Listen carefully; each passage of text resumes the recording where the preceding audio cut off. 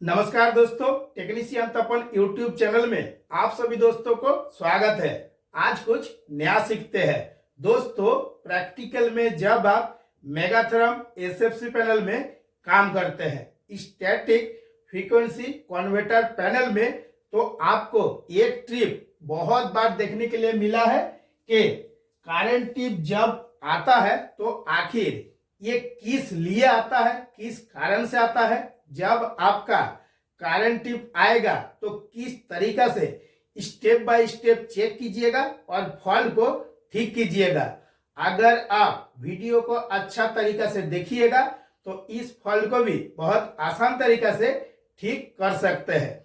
जब आप मेगाथर्म का पैनल में प्रैक्टिकल में काम कर रहे हैं और आप देख रहे हैं कि करंट टिप आ रहा है, उस टाइम आपको क्या करना है, देखना है कि जो आपका फर्नेस है, जिसको हम लोग क्रूसिबल या भट्टी बोलते हैं, इसमें कितना हीट चल रहा है।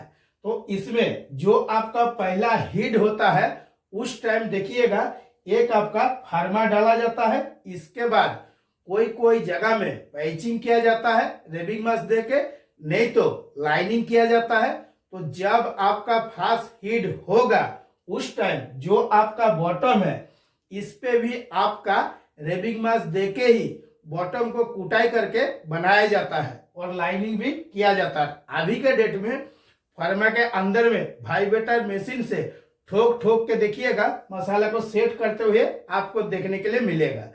जब आपका फास्ट हीट होगा उस टाइम जो आपका रेबिंग मास है इसमें कुछ परसेंट मॉइस्चर रहता है। तो मॉइस्चर क्या होता है, पहला हीट में धीरे धीरे निकलता है और इसको आप प्रैक्टिकल में देख भी सकते हैं।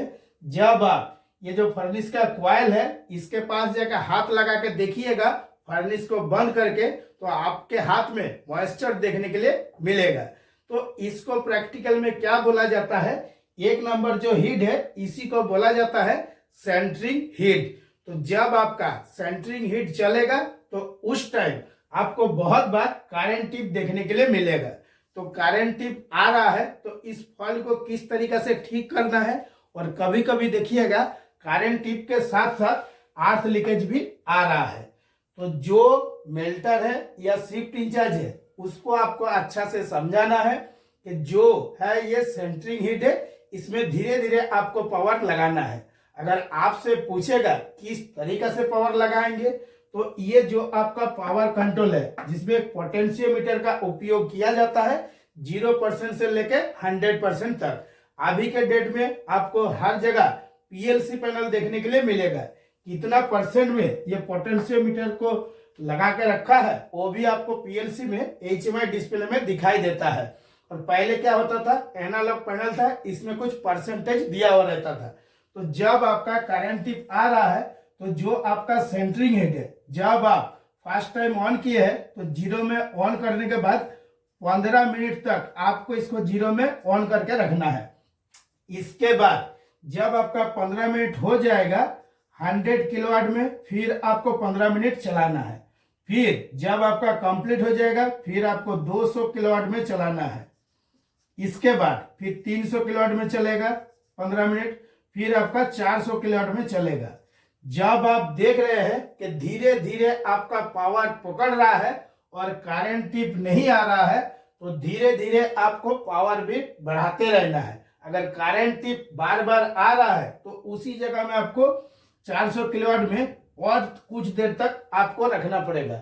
जब आप देख रहे हैं प्रैक्टिकल में कितना किलोवाट में चल रहा है, यानी कि 400 किलोवाट में या 500 किलोवाट तक आपका अच्छा चल रहा है, तो 500 किलोवाट में जब आप कुछ देर तक चला के रखिएगा तभी क्या होगा, जो आपका ये रेबिंग मास है, चाहे आप पैचिंग करवाए हैं या लाइनिंग करवाए हैं या नया बॉटम बनाए हैं, मसाला क्या होगा, धीरे धीरे पकने लगेगा। जब आपका मसाला जो आपका रेबिंग मास है अच्छा तरीका से पक जाएगा तभी आपका क्या होगा, धीरे धीरे पावर बढ़ने लगेगा। ये एक समझाने का तरीका है कि 15 मिनट बाद बाद आप थोड़ा थोड़ा करके पावर बढ़ाइए। जो आपका मेल्टर रहता है या शिफ्ट इंचार्ज रहता है इनको तो पता है। कभी कभी क्या होता है, बहुत जल्दबाजी में पावर लगाने के चक्कर में बार बार करंट टिप आता रहता है। और अगर आपका बार बार करंट टिप आता रहेगा, जितना बार ट्रिप होगा उतना लेट होगा आपका फास्ट हीट निकालने में। जब भी आपका मेगाथर्म पैनल में करंट टिप आ रहा है, अगर पहला वाला हीट है, धीरे धीरे पावर बढ़ाते हैं तो देखिएगा उतना ज्यादा करंट टिप भी नहीं आएगा और जो आपका अर्थ लीकेज है ये भी ज्यादा नहीं आएगा। अर्थ लीकेज अगर आ रहा है तो उस टाइम क्या करना है, जो आपका फर्नेस है, जो आपका बेसमेंट है, इसमें देखिएगा एयर प्रेशर का लाइन बना हुआ रहता है। एयर प्रेशर से जो आपका कॉइल है, इसमें जो आपका पावर योग है, जो एफआरबी है, नॉन पावर योग है, सभी जगह में अच्छा तरीका से एयर प्रेशर से क्लीन करना है। जितना अच्छा से क्लीन कीजिएगा और एयर प्रेशर से जो आपका मॉइस्चर है इसको जितना अच्छा से सुखा दीजिएगा तो अर्थ लीकेज भी नहीं आएगा और करंट टिप भी नहीं आएगा। तो अगर पहला हीट में करंट टिप आ रहा है, इसको लेके ज्यादा टेंशन नहीं करना है। जो आपका सेंटरिंग हीट है इसमें आपका करंट टिप आता है। किस कारण से, अगर आप ठीक से मसाला यानी कि जो रेबिंग मास है ये ठीक से पकेगा नहीं, कच्चा रहेगा, उसी टाइम क्या होगा, करंट टिप आता है। मैं आप सभी को प्रैक्टिकल नॉलेज की तरह बता रहा हूँ। थियोरी में इसको बहुत कुछ मैं समझा सकता हूँ, अगर आप प्रैक्टिकल तरीका से समझिएगा तो बहुत आसान तरीका से समझ में आ जाएगा।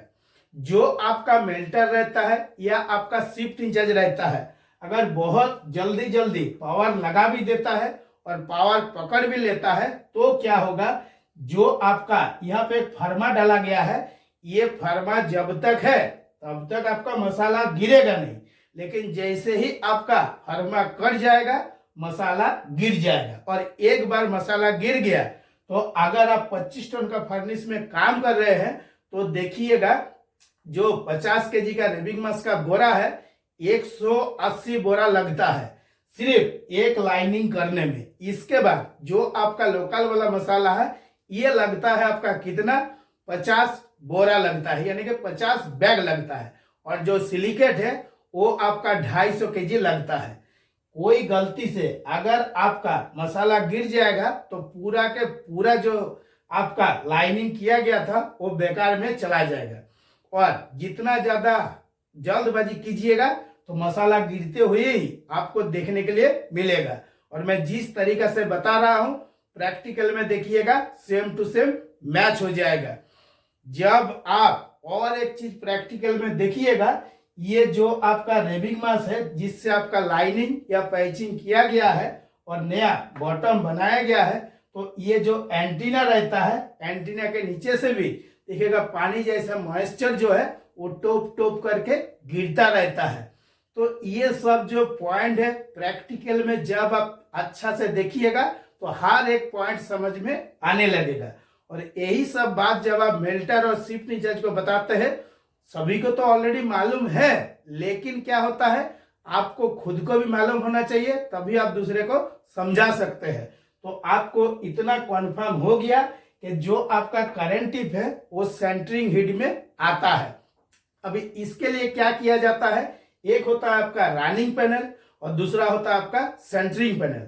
और बहुत सा जगह में आपको इंडक्शन हीटर देखने के लिए मिलेगा, यानी कि जब आपका लाइनिंग पूरा कंप्लीट हो गया है इसको बीचों बीच एक आपका इंडक्शन के लिए हीटर डाला जाएगा। यानी कि ये हीटर का काम क्या है, यहाँ जब डाल देगा पूरा एकदम लाल होकर गर्म कर देगा मसाला को। तो वो भी क्या कर रहा है, मसाला अच्छा तरीका से पक जाए यानी कि सूख जाए अच्छा तरीका से, इसीलिए इसको बीचों बीच हीटर डाला जाता है। हीटर डाल के मसाला का जो है वो अच्छा तरीका से पकाया जाता है। एक बार मसाला अच्छा तरीका से पक जाएगा तो रनिंग पैनल से ये जो 100-200 करके आप पावर बढ़ा रहे थे, ऐसा नहीं करना पड़ेगा। बहुत जल्दी क्या है हीट भी आ जाएगा और आपका फर्नेस रनिंग भी हो जाएगा और मसाला आपका गिरेगा नहीं। जिस तरीका से मैं बताया हूं, अगर आप प्रैक्टिकल में मिला के देखना चाहते हैं तो देखिएगा सेम टू सेम आपका मैच हो जाएगा। और अगर करंट टिप आ रहा है, इससे और थोड़ा एडवांस जानना है वो भी मैं बता दे रहा हूं। जैसे मैं शुरू में बताया हूं आप सभी को, करंट टिप जो है कब आ रहा है, किस टाइम आ रहा है, किस तरीका से आ रहा है, इसको अच्छा से फॉलो करना है। अब ये जो आपका पावर कंट्रोल है, इसको छोड़ के और भी बहुत सारा बटन आपको देखने के लिए मिल जाता है। एक होता है हीट ऑन, दूसरा होता है हीट ऑफ। तो जब आप पैनल को रेडी किए हैं और पावर रेडी का इंडिकेशन आ गया है, उस टाइम जब आप यानी कि ये जो फर्नेस है, ये फर्नेस को ऑन करें, यानी कि जो आपका एसएफसी पैनल है, स्टैटिक फ्रीक्वेंसी कन्वर्टर पैनल, इसमें जाके जब आप हीट ऑन वाला पुश बटन को दबाइएगा, तो जैसे ही आप जितना स्पीड में हीट ऑन वाला पुश बटन को दबा रहे हैं, उतना ही स्पीड में आपका क्या आ रहा है, करंट टिप आ रहा है। उस टाइम आपको क्या करना है, जो आपका कैपेसिटर है, यानी कि जो एसी कैपेसिटर का उपयोग किया गया है, एसी कैपेसिटर को आपको अच्छा से चेक करना है। एक होता है प्रैक्टिकल में जो आपका 21-23 का पाना होता है, या जिसको हम लोग स्पेनर बोलते हैं, उसको लेके कैपेसिटर को ठोक ठोक के देख सकते हैं कौन वाला कैपेसिटर खराब हो गया है। जो आपका अच्छा कैपेसिटर रहेगा वो आपका टंग टंग करके आवाज करेगा, और जो आपका खराब हो जाएगा उसको जब ठोकिएगा तो भट भट करेगा। ये सब क्या होता है, ये सब प्रैक्टिकल एक्सपीरियंस है। और जब आप प्रैक्टिकल में काम कर रहे हैं, मैं जिस तरीका से बता रहा हूं, देखिएगा सेम टू सेम आपका मैच हो जाएगा।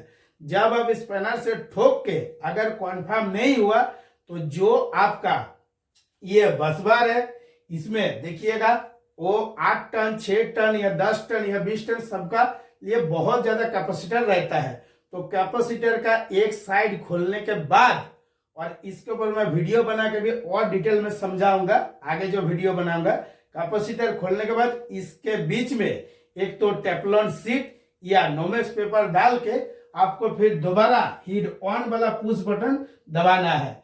अगर जो कैपेसिटर खोले हैं, खोलने के बाद जब आप हीट ऑन किए हैं, अगर हीट ऑन हो गया तो आपको समझ जाना है कि जो वाला कैपेसिटर हम खोले हैं यही खराब था। और फिर जब आप पावर यानी कि पावर कंट्रोल से पोटेंशियोमीटर से पावर बढ़ाइएगा तो आपका पावर भी लग जाता है।